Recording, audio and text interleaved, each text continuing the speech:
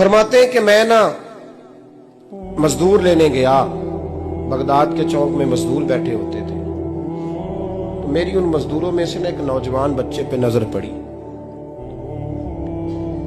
बड़ा कमजोर सा वजूद था, लेकिन चेहरे पर इबादत का निशान था। माथा बताता था कि नमाज का बड़ा ख्याल रखता है। मैं उसके करीब गया। चेहरे भी बड़ा कुछ बताते हैं ना, चेहरों में भी बड़ी रानाई होती है। फरमाते हैं मैं करीब गया, मैंने उसको कहा बेटे मजदूरी करोगे? तो कहने लगा मजदूरों में बैठा हूं तो हुजूर मजदूरी के लिए ही तो बैठा हूं। तो मैंने कहा कि चलो फिर। कहने लगा नहीं, मेरी कुछ शर्तें। मैंने कहा बताओ? कहने लगा पहली शर्त यह है कि लोग 4 दिनार दिहाड़ी लेते हैं, मैं 3 दिनार लूंगा। मैंने कहा यार भाई तो बड़ी बेहतरीन है, बाकी भी इस तरह की रख ले। उसने कहा हुजूर दूसरी शर्त यह है कि मैं आपकी मुकम्मल बात मानूंगा, लेकिन जब अजान हो जाएगी फिर आपकी नहीं सुनूंगा। तीसरी बात उसने ये की कि हुजूर मैं आपके घर में काम करूंगा पर आपके किसी सवाल का जवाब नहीं दूंगा।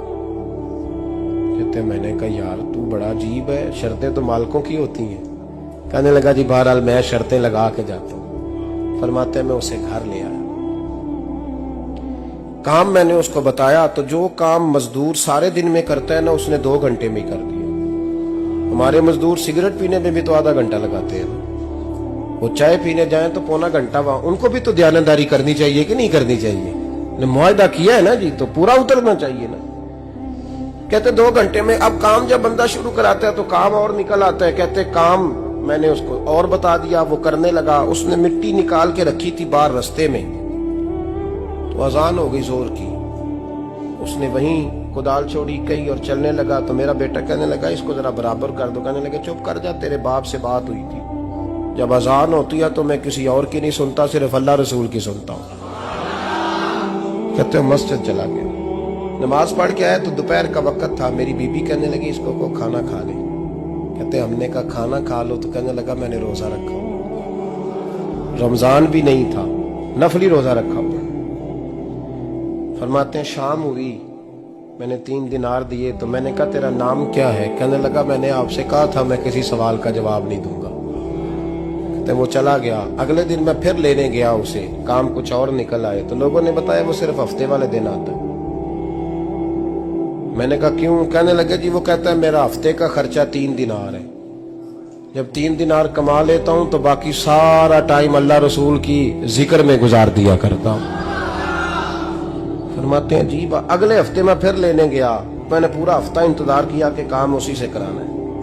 मैं जब गया तो मैंने कहा चलो। कहने लगा मेरी शर्तें याद है ना? और मैंने कहा याद है भाई, साथ चल। फरमाते हैं काम कराया, 2-3 हफ्ते वो आता रहा। एक हफ्ते में गया तो लोगों ने कहा हुजूर आज नहीं आया। क्यों? कहने लगे बीमार हो गए। कहाँ घर है? कहने लगे बगदाद के कब्रिस्तान के पीछे जो कच्ची आबादी है उसमें रहता है। फरमाते मैं गया, दरवाजे पे दस्तक दी तो कहने लगा हुजूर आप हैं? दरवाजा खोला है, आ जाइए। फरमाते हैं मैं अंदर गया तो मैंने कहा तुम्हें कैसे पता चला मैं आया हूं? कहने लगा हुजूर अल्लाह वाले हो, आप नहीं आना था, वरना अमीर तो गरीबों का पता लेने कोई नहीं आते। कहते मैं करीब गया तो कहने लगा मैं आपका इंतजार कर रहा था, तेज बुखार है, तप रहा। जेब से कुछ पैसे निकाले, कहने लगा ये पैसे रखने। एक अंगूठी निकाली, कहने लगा हुजूर आज रात को मेरा इंतकाल हो जाएगा, इन पैसों का कफन खरीद के सुबह जनाजा पढ़ के मुझे दफन कर देना, और जब दफन करो तो ये अंगूठी लेके असर के बाद हारून रशीद के पास जाना। आप उसे कहना मैंने मिलना है, पर वो आपको टाइम नहीं देगा। आप उसको आवाज दीजिएगा कि तेरी एक अमानत है मेरे पास, फिर वो आपसे मिलेगा तो अंगूठी दे दे, फिर आप मेरी तरफ से फारिग हैं। हजरत फरमाने लगे तेरा नाम? और कहने लगा हुजूर वक्त थोड़ा है,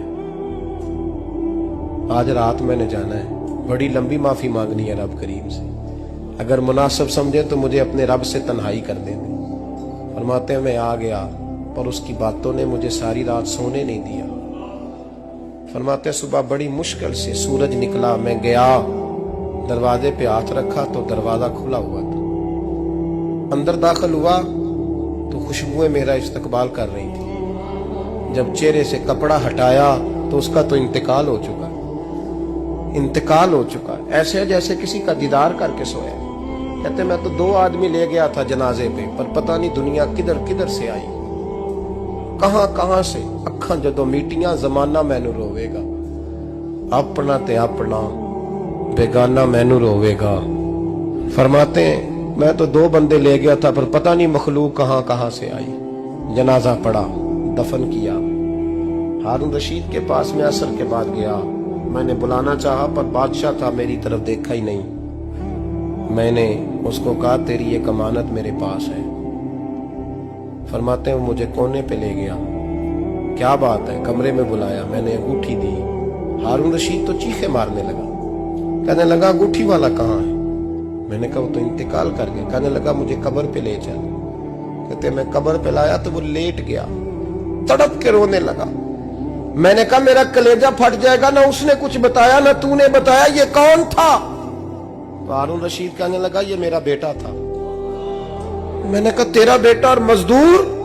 कहने लगा हुजूर ये हजरत दाऊद ताई के पास बैठा करता था, उनका मुरीद था, मुझे रोज कहता था अब्बा तूने बड़ी दुनिया इकट्ठी कर ली है, मरते वक्त तुझसे टांगे समेटी नहीं जाएंगी, इतना हिसाब नहीं तू दे सकेगा।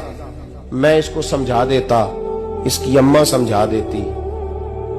ये रोज हमें कहता छोड़ दो, आ जाओ अल्लाह रसूल की बारगाह में झुक जाएं।